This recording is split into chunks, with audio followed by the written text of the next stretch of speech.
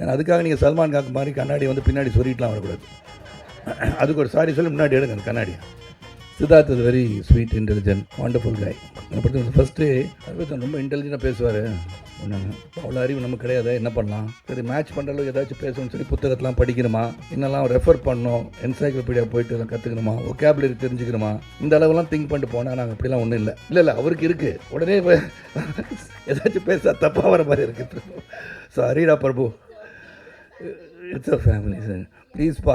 நான் சொன்னது அப்படி இல்லைன்னா அந்த மாதிரி ரொம்ப இன்டெலிஜென்ட்டாக அந்த கான்வர்சேஷன் நாங்கள் பண்ணல. நாங்கள் நார்மலாக ஒரு 3 BHK குடும்பம் மாதிரி தான் எங்கள் கான்வர்சேஷன் இருந்தது. So very lively person, we enjoyed working. இங்கே இருக்கிற வார்ம்த்தை பார்த்தீங்கனாலே தெரியும் why at least the effort has culminated into a good film நினைக்கிறேன். ஏன்னா அது தைரியமாக சொல்லலாம். ஏன்னா தி camaraderie that we all enjoyed, அதுவும் Sid and definitely being a director material given சித்தாலாம் கொடுத்த பிறகு 2 பேருக்குள்ளே பேசிக்குவோம். கணேஷ்கிட்ட போய் எதுவும் சொல்லணும்னா நான் சித்தார்த் தான் போய் சொல்லுவேன். சித்தார்த் இது கணேஷ்கிட்ட போய் சொன்னால் என்ன சொல்லுவார், நீங்கள் சொல்லுங்கள் boss, you are the right to go and say இட்னு வரும். அவர் தெரியும் அங்கே போய் சொன்னால் நடக்காதுன்னு தெரியும். You are the right to say it. நானும் போய் சொல்லுவேன்.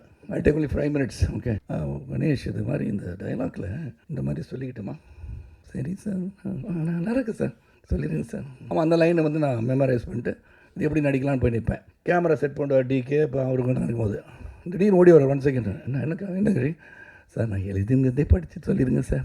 அதான் நான் ஸ்வீட்டாக டிக்டேட்டர்னு சொன்னேன். ஒன்றும் முதலே சொல்லியிருக்கணும். நான் ஒரு பக்கம் இந்த மாதிரி வித்தியாசமாக பேசலான்னு சொல்லி எழுதிடா, இல்லை சார் நல்லா இருக்கு, பிரமாதம்னு சொல்லிட்டு நான் சொன்னது மட்டும் செய்யுங்கன்ட்டாரு. Then I should come to Devayani. ரொம்ப ஸ்வீட்டாக இவ்வளோ தூரம் பேசி நான் பார்த்ததே கிடையாது. It's always very quiet. வந்து டேரக்டர் நல்லா பேசுகிறாங்கன்னு நினைக்கிறேன். எப்படியும் அடுத்த படம் வந்து அருண் விஷா one of the film that is making நிறைய படம் பண்ணுறாரு. அந்த தேவயானி நடிப்பில் நானும் சித்தார்த்தும் ஆல்ரெடி கால் ஷீட் கொடுத்துட்டோம். அது வந்து அவங்க டைரக்ட் பண்ணுறதுக்கு நாங்கள் ஒப்புதல் தெரிவிச்சிட்டோம். So it depends on when Arun is going to produce and when Devayani is going to direct. நான் ரெடி, நான் நடிக்க தயார். அப்புறம் அருண் விஷா ஒரு படத்தில் நடிக்கிறான்னு சொல்லியிருக்கேன். அது உண்மை. ஏன்னா அப்படி தான் பார்த்தீங்கன்னா சிரித்த முகத்தோடு இருக்கனால இட்ஸ் காட் லவ்லி சாம். அவர் நடிக்கலாம், அவரும் நடிக்கலாம். நீங்கள் இயக்கணக்கெலாம் நடிக்கிறாங்க, நீங்கள் நடித்தா என்ன நல்லா இருக்கு அருண்.